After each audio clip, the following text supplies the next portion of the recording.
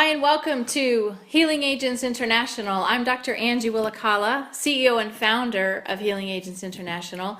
So today I brought my dear friend, my best friend, Shelby Ward, and I wanted to interview her because she's walked me through cancer not once, but twice. And I know she's learned a few things, and I wanted to pick her brain for you. For those of you that are home and are like freaking out that your best friend just got diagnosed and you feel like you don't know what to do, how can I help her or him?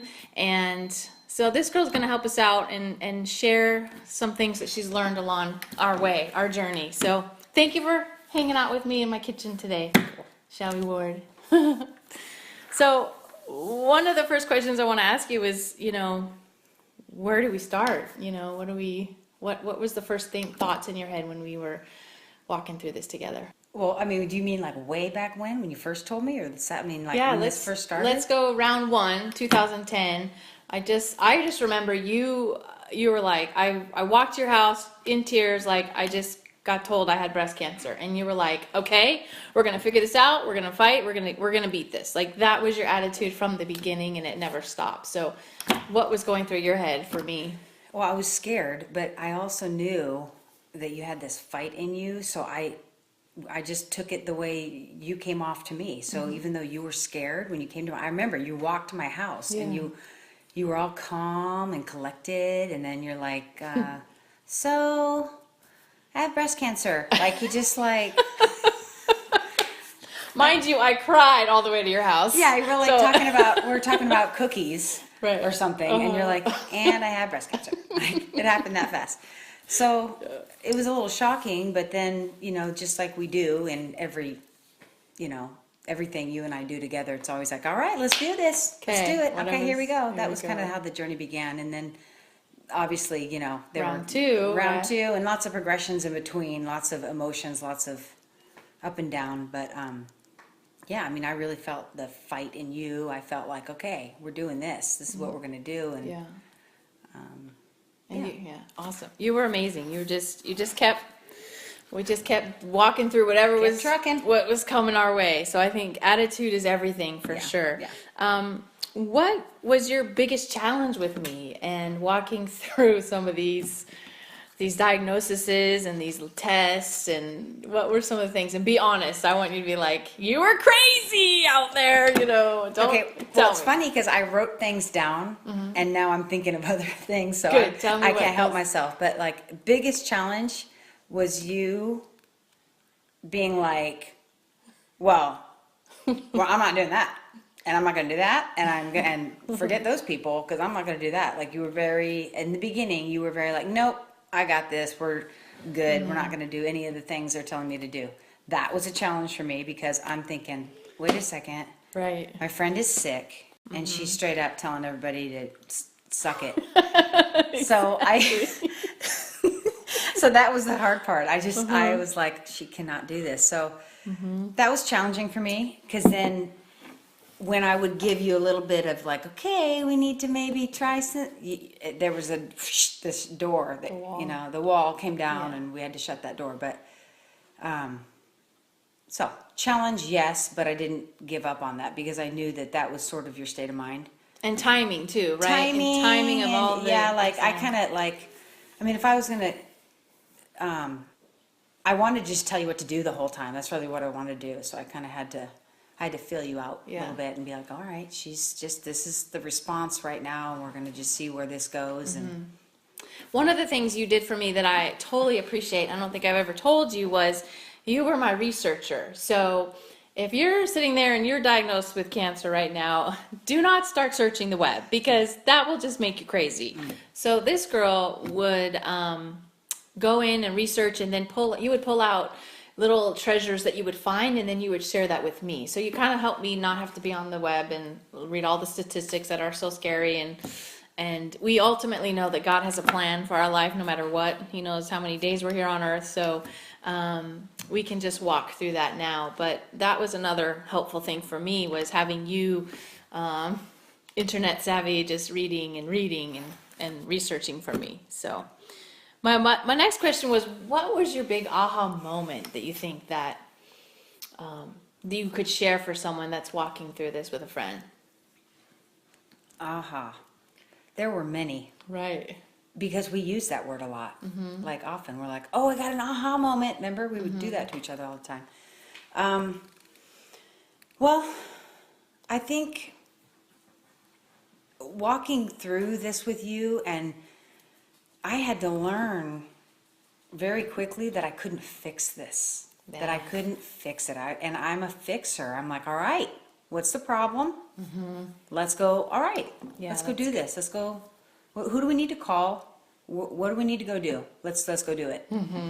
I had to learn that I did not have that kind of control with you. So that was difficult. So I had to kind of float along with you, and I had to learn patience.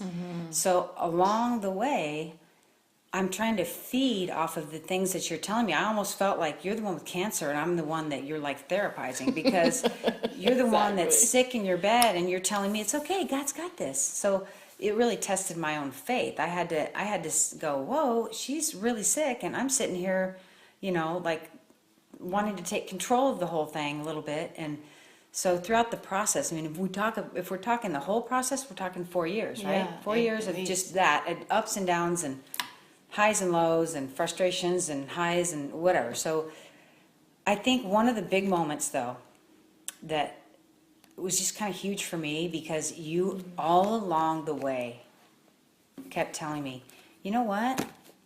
God keeps telling me that He's got this plan, and that that He's got something big for me. And I'm telling you, I know what everyone's telling me I should do, and they all think they know what they're doing. I know. But let me tell you something. And I would say, yeah, you're right, Angie. I know your faith is so amazing, and I know.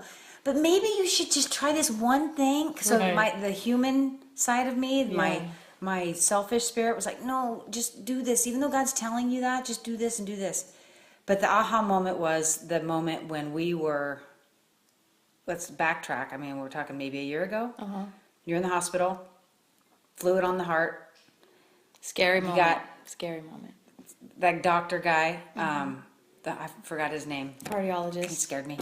But then he was cool. So we had two sides of that. So exactly. But he kept telling you, nope. And he was all about protocol, and he was all about how things work in everyday life. Nobody gets fluid on their heart and then gets to have it go away. It just doesn't happen. And in his words, it always comes back. And you had already gone from the lung fluid to the heart fluid. The whole time you're saying, I'm telling you, God's not done with me. You continued to say it. And I continued to listen and believe. But I had some weak moments myself. And in that moment, when he said it comes back, I was desperately freaking out, kind of thinking, oh my gosh, like my friend could die. My friend's going to die. I did. But honestly, I felt like you weren't going to make it out of that hospital. And then we had this talk. Do you remember the moment? I remember the moment. Okay, so we're in the room. Nobody was around. It was you and me. You hadn't had this conversation with anybody. I didn't share a soul. So here we go on camera. We're going to do it right here. Right here. So it was the discussion about how we were going to celebrate your life. Yeah. And it was creepy and cool all at the same time. Yeah.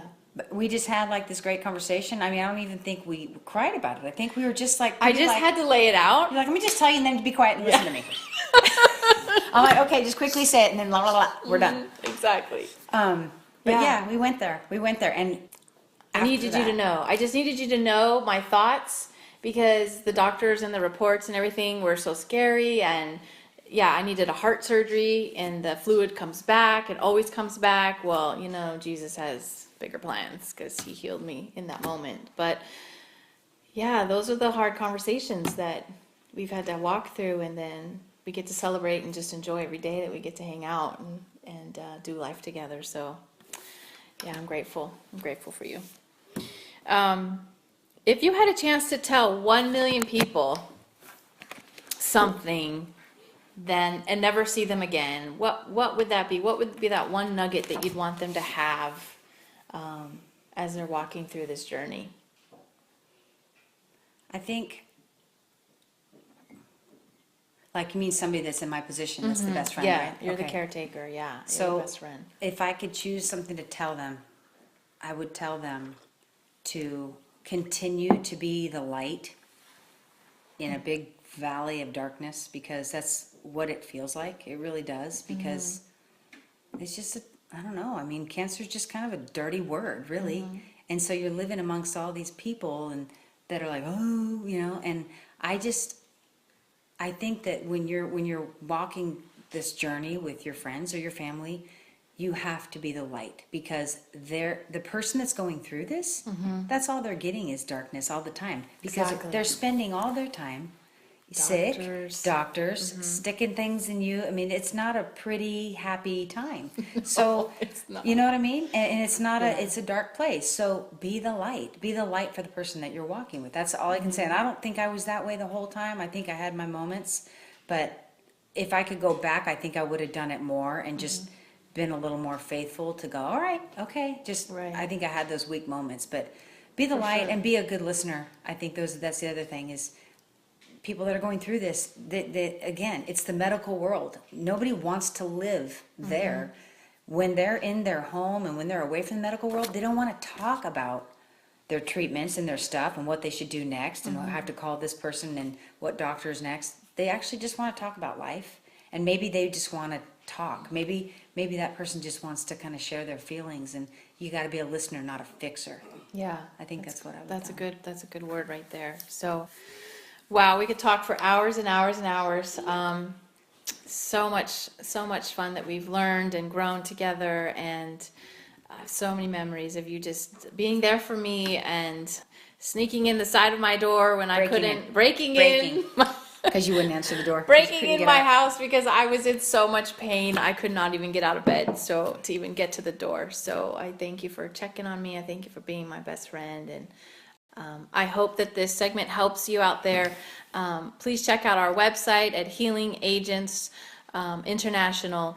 You can find more resources, videos. We're really about coming together to help others heal and be a resource and encouragement, because I remember the one time, and I'll leave with this, I was in so much pain and suffering. I mean, we're talking suffering, and I would just call out to the Lord and say, help me, Lord. I don't know. I was just out of my mind in pain, and it was me talking to someone who had stage 4 breast cancer in the spine, who had been healed, and it was just having that conversation with that person was just enough to give me hope to keep pushing through that moment, because in the next day it would be different, or the next day would be a little bit better. So if that's you today, I just pray that you would just keep moving forward, keep pushing forward, and leaning on your friends and asking for help, because they're there, they want to help you, and they want to watch you through this. Thank you so much. I'm Dr. Angie Willa, and remember, we're coming together to help others heal. And please leave your comments and stories below, and thank you so much for joining us. Have a blessed day.